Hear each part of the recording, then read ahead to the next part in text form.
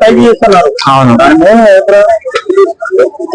So ఈ రోజు నిజంగానే మరి ఆర్టీసీ డ్రైవర్లు ఏదో సమయం ఉందో వాళ్ళు డిఎల్ పెంచాలని మరి ప్రభుత్వానికి విన్నపించారు. మరి ప్రభుత్వం మనం చూసాం గత ఎప్పటిసందో ప్రతి ఏదైతే మరి తెలంగాణ రాష్ట్రంలో ప్రతి పథకాలు రాకపోవడంతో ప్రజలు నిరుత్సాహంగా ఉన్నారు.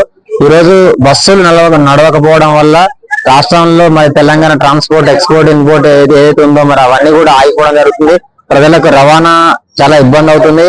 ఎక్కడికన్నా వెళ్ళాలనేటోళ్ళు సో ఇప్పుడు హైదరాబాద్ నుంచి ఏదైతే మరి విజయవాడ గానీ ఖమ్మం వరంగల్ నల్గొండ ఇలా వాళ్ళు ఎక్కడి నుంచి ఎక్కడికైనా వెళ్లే వాళ్ళు రాకపోకలు చాలా ఇబ్బంది అవుతుంది. ఈ రోజు బస్ స్టాండ్ లో చూసినట్లయితే ఒక్క బస్సులు కూడా లేవు. అక్కడ మేనేజర్ డిపో మేనేజర్ కూడా చాలా మరి న్యూస్ ఛానల్ కూడా మరి అందరి న్యూస్ ఛానల్కి వెళ్ళి సీఎం రేవంత్ రెడ్డికి కూడా లేఖ ఇవ్వడం జరిగింది.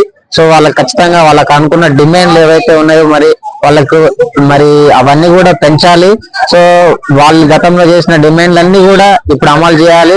గత సంవత్సరం సంది ఇవి వెనకపట్టు పడకుండా మా వాళ్ళకి డ్రైవర్లకి మరి కండక్టర్లకు కానీ ప్రతి ఒక్కటి కూడా వాళ్ళకి అనుకూలంగా లేదు అని చెప్పేసి సో ఈ సమ్మె చేయడానికి కూడా కారణం అదే అని చెప్తున్నారు.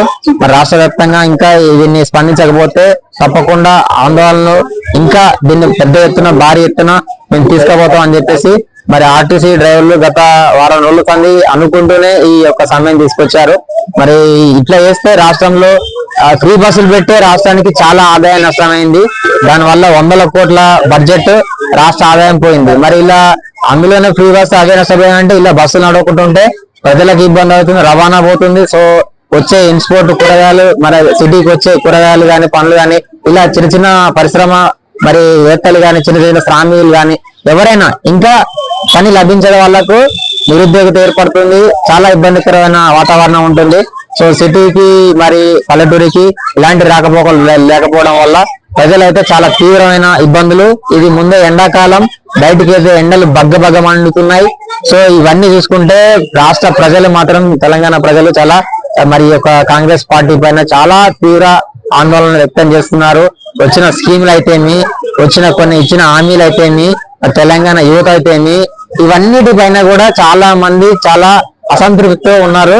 సో దయచేసి సీఎం సార్ ప్లీజ్ ఒక కామన్ మ్యాన్ కి కొన్ని ఇచ్చిన హామీలు కానీ సో ఈ బస్సు ఏదైతే సమస్య చేపడుతుందో అన్నిటికీ సమస్యకు పరిష్కారం తొందరగా చూపించి సో ముఖ్యంగా తెలంగాణ ప్రజలకు మీరు ఇచ్చిన హామీలు కానీ ప్రజలకు ఇబ్బంది కలగకుండా సో మీ యొక్క పరిపాలన చాలా అద్భుతంగా కొన్ని బాగానే ఉన్నాయి.